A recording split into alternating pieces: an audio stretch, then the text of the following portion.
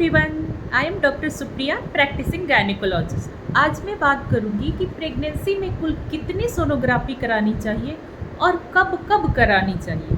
तो देखिए, आपका प्रेगनेंसी जैसे कंफर्म होता है, आपको प्रेगनेंसी किट से पता चलता है कि आप प्रेग्नेंट हैं, तो आपको डॉक्टर के पास जाना है। आपको वेट नहीं करना है कि इतना महीना होगा तो मैं जाऊंगी।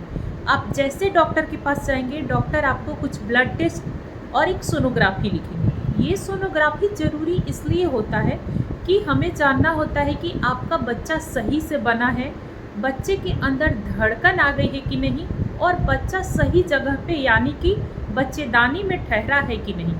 क्योंकि कई बार ऐसा होता है कि बच्चा तो बन जाता है लेकिन धड़कन नहीं आता है, जिससे मिस्ड अबॉर्शन कहते हैं। कुछ लोगों का क्या होता है कि बच्चा ठहर तो जाता है लेकिन वो बच्चेदानी में नहीं, ट्यूब में, अंडाशय में ठहरता है, जिसे एक्टोपिक प्रेगनेंसी कहते हैं। और ये एक खतरे वाली बात होता है। इसलिए शुरुआत की सोनोग्राफी बहुत ज़रूरी होती है, ये जानने के लिए कि बच्चे में धड़कन आ गया है और बच्चा सही जगह पे यानी बच्चेदानी में ठहरा है। इसके बाद आपकी सोनोग्राफी 11 से 13 हफ्ते के बीच कराई जाती है, जिसको एंटी स्कैन कहते हैं। ये सोनोग्राफी भी बहुत ज़रूरी होता है।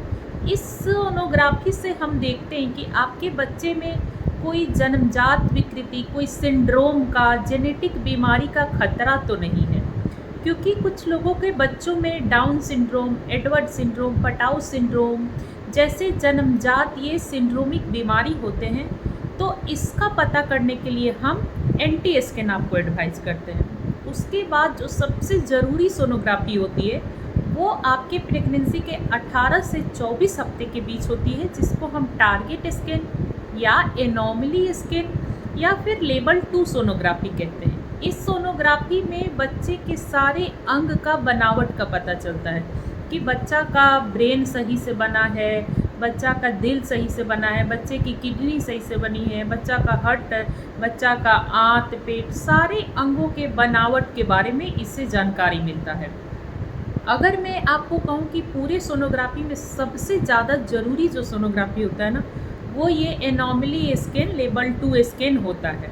इसके बाद 32 हफ्ते में हम आपको एक सोनोग्राफी करवाने का बोलते हैं। इससे हम देखते हैं कि बच्चा का ग्रोथ, विकास जो है वो समय के साथ सही चल रहा है कि नहीं, बच्चा का वजन जो है वो समय के हिसाब से है कि नहीं, आपका प्लेसेंटा का पोजीशन क्या है, बच्चे के चारों तरफ पानी का लेवल क्या है।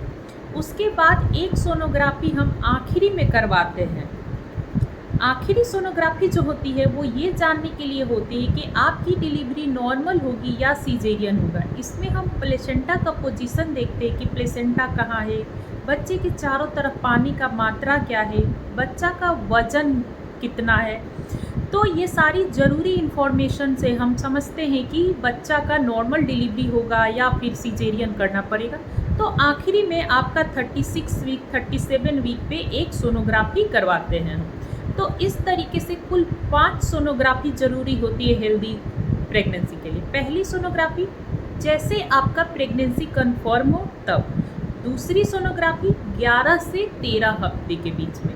तीसरी सोनोग्राफी 18 से 22 हफ्ते के बीच में, जिसे टारगेट स्कैन कहते हैं। चौथी सोनोग्राफी 32 हफ्ते पे, जिसे ग्रोथ स्कैन कहते हैं। और पांचवी और आखिरी सोनोग्राफी 36 या 37 हफ्ते पे करवाते हैं। तो इस तरीके से स्वस्थ प्रेगनेंसी और हेल्दी बच्चे के लिए आपको अपने प्रेगनेंसी में टोटल 5 सोनोग्राफी करवानी है।